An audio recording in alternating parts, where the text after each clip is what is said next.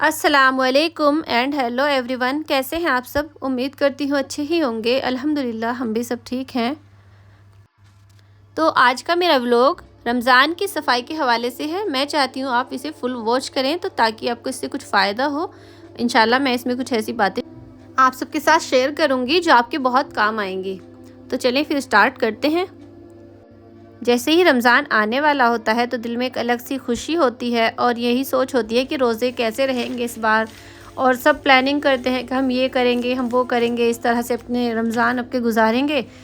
और सफाई को लेकर हम ये सोचते हैं कि चलो अभी तो रमज़ान आएगा, फिर उसके बाद ईद आएगी तो ईद पर हम ज़्यादा सफाई कर लेंगे। तो ऐसा हमें नहीं सोचना है। हमें रमज़ान से पहले अपनी फुल डीप क्लीनिंग करनी है अपने पूरे घर की।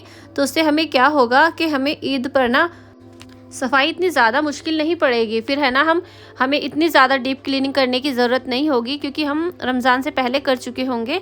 तो फिर इतना ज़्यादा भी मैसी नहीं होता है घर इतनी जल्दी। लेकिन हाँ, ये तो है, सफाई तो होगी लेकिन हम अच्छे से कर पाएंगे फिर।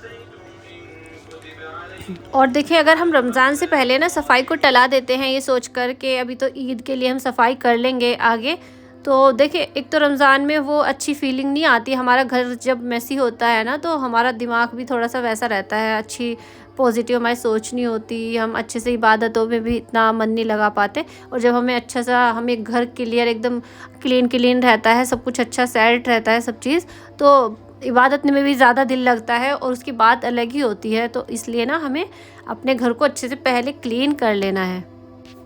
ईद की तैयारी मतलब ईद की शॉपिंग, तो उसके लिए हमें क्या करना है, ईद की जो भी हमें शॉपिंग है ना जितनी, देखिए हमें ना वो रमज़ान से पहले कंप्लीट करके रख लेना है। हमें ना रमज़ान में ईद की शॉपिंग के लिए नहीं जाना है, हर बार ना हमें यही करना है। और उससे क्या होगा कि एक तो हमारा टाइम बचेगा, दूसरी चीज़ अच्छा फ़ील नहीं होता रमज़ान में इधर उधर घूमना। आराम से अपने घर बैठो, अपनी तैयारी करके पहले ईद की, और फिर अपनी जितनी भी ज़्यादा इबादतें हो अपने घर में इबादत करो, अपने घर में रहो।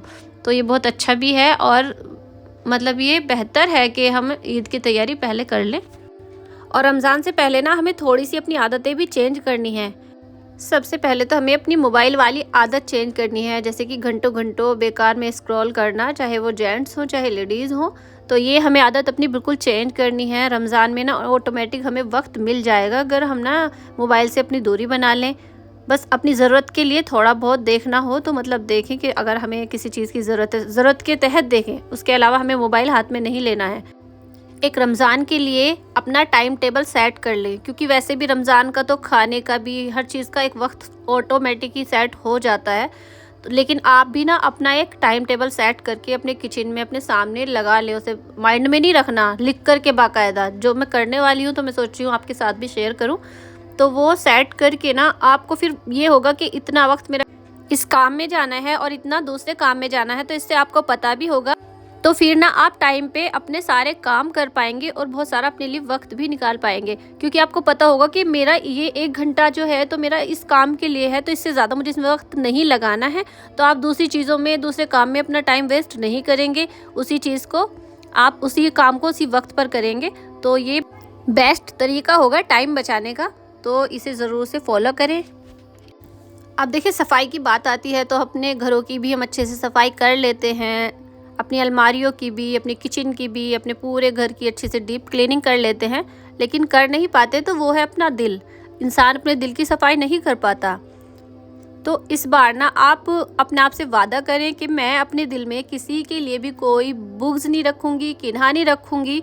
अपने दिल को पाक साफ़ करके बिल्कुल तब रमज़ान में दाखिल होना है, क्योंकि हमें ना अल्लाह से माफ़ी चाहिए ना, हमें अपने ज़िंदगी भर के गुनाह माफ़ कराने हैं। तो हमें अपने दिल को साफ़ करके ही दाखिल होना है, तभी तो अल्लाह हमारे अमल देखेगा। अगर हम दिल में दूसरों के लिए बुग़्ज़ रखेंगे, किन्हा रखेंगे और वो तकब्बुर रखेंगे अपने दिमाग में, छोटी छोटी चीज़ का इंसान के दिमाग में, दिल में अब तकब्बुर होने लगा है, तो अल्लाह ताला तकब्बुर से हमें बचाए, हर ऐसे अमल से बचाए जिससे अल्लाह ताला नाराज़ होता है। तो इन सब चीज़ों से हम बचेंगे तभी तो हम अल्लाह हमारे पहले गुनाह माफ़ करेगा, हमसे खुश होगा, हमसे राज़ी होगा। तो हमें अल्लाह को राज़ी करना है, हमें अपनी बुराइयाँ छोड़नी है।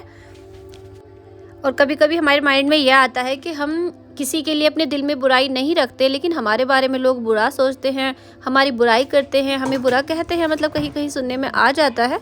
तो आप इस चीज़ से बेफिक्र हो जाइए, आप खुश होया करिए। अगर आपके सुनने में कोई आकर बताता है कि आपकी फ़ला बुराई कर रहा था, तो आप खुश होकर कहा करिए कि अल्हम्दुलिल्लाह, मेरे तो अल्लाह ताला मेरी नेकी बढ़ा रहा है, मेरे गुनाह माफ़ हो रहे हैं और मेरी नेकियों में इजाफ़ा हो रहा है। तो आपको खुश हो जाना है, ना कि उसकी तरफ से अपने दिल में नफ़रत पाल लेना।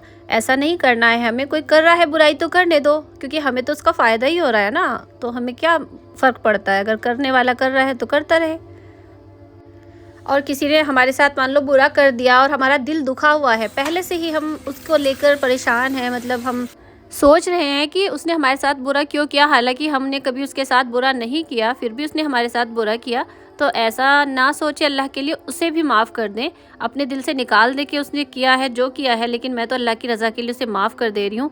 तो देखिए, अल्लाह को आपका अमल बहुत पसंद आएगा, क्योंकि अल्लाह की नज़र में ना माफ़ करने वाला बहुत बड़ा होता है, बहुत ऊंचा मकाम होता है अल्लाह की नज़र में उसका। तो हमें दुनिया की नज़रों में नहीं अपना ऊंचा मकाम बनाना है, अल्लाह की नज़र में बनाना है। तो अल्लाह के लिए उसे माफ़ कर दें। तो ये थी मेरी कुछ बातें रमज़ान के घर की सफाई के हवाले से भी और दिल की सफाई के हवाले से भी, जो मेरी अपनी बातें थी, तो वो मैंने आप सबके साथ शेयर की हैं। पसंद आए तो लाइक करें और शेयर करें। अल्लाह से दुआ भी करती हूँ और उम्मीद भी करती हूँ कि अल्लाह ताला हमें ज़्यादा से ज़्यादा दिन पर चलने की तौफीक अता फ़रमाए और बुराइयों से हमें बचाए, अच्छे अमल करने की तौफीक दे। आज के व्लॉग में बस इतना ही, और इंशाल्लाह मिलती हूँ नेक्स्ट व्लॉग में। जब तक के लिए अल्लाह हाफिज़। दुआओं में याद रखिएगा।